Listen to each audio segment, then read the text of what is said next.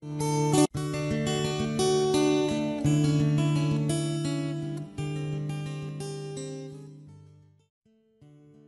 pinagpalang araw sa inyong lahat. Tayo po'y magninilay sa salita ng Diyos, ang pinagmumulan ng awa ng ating buhay, ang salitawa. Today we are celebrating the feast of Jesus, the Eternal High Priest. At sa araw din po na ito, sa ating bansa, pinagdiriwang natin ang ating Independence Day.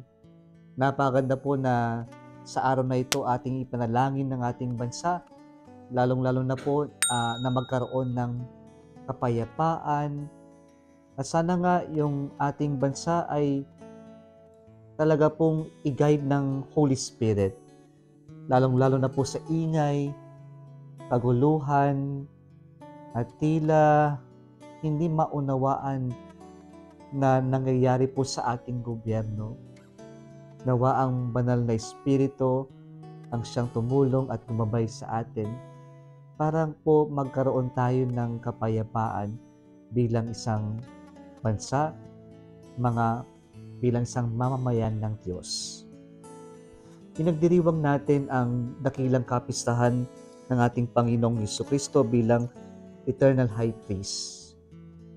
At dito po, ipinagdiriwang natin yung pagiging pari ng Panginoon ng kanyang inialay ang kanyang sarili bilang pamantasan ng pag-aalay, ng pagsasakripisyo, na ang pag-aalay ni Jesus ng kanyang sarili ay ito lamang ang karapat-dapat at ito lamang ang kalugod-lugod na alay sa kanyang Ama, sa ating Ama, na siyang naging daluyan ng tunay na kapayapaan, ng kapatawaran para sa ating lahat. At sa pag-aalay na ito ng Panginoon ng kanyang sarili, na siya lamang kalugod-lugod sa Ama, ang siya ding nagbukas ng pintuan ng kalangitan para sa ating lahat. Kaya po si Jesus ay nagbigay ng ehemplo kung paano ba natin makakamit ang kapayapaan. At ang kapayapaan ay posible lamang sa Diyos.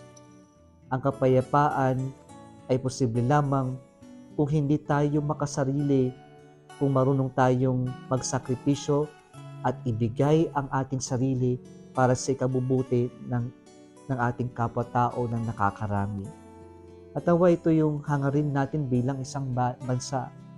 Kung gusto natin ng kapayapaan, matuto tayong magsakripisyo, matuto tayong magbigay, gaya ng pagbibigay ng Diyos, na hindi inuuna ang sariling kapakanan, kundi ang ikakabuti o kapakanan ng ibang tao na mas nakakarami.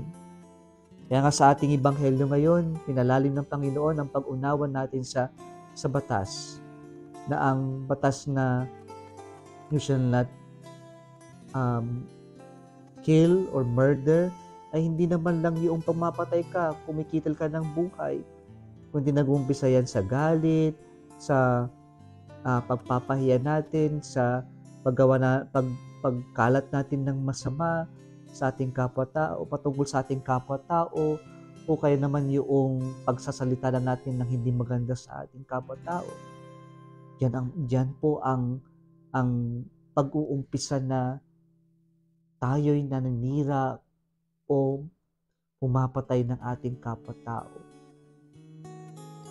Kaya napakahalaga mga kapatid na ang hamon ng Panginoon sa atin ngayon ay makipagkaayos. Sapagkat sa pakikipagkaayos ay nasusolusyonan yung hindi pagkakaunawaan. Sa pakikipagkaayos ay tayo po ay nagkakaroon ng kapayapaan. Sana ito yung ating hangarin, na kapayapaan ang makipagkaayos sa ating kapwa-tao.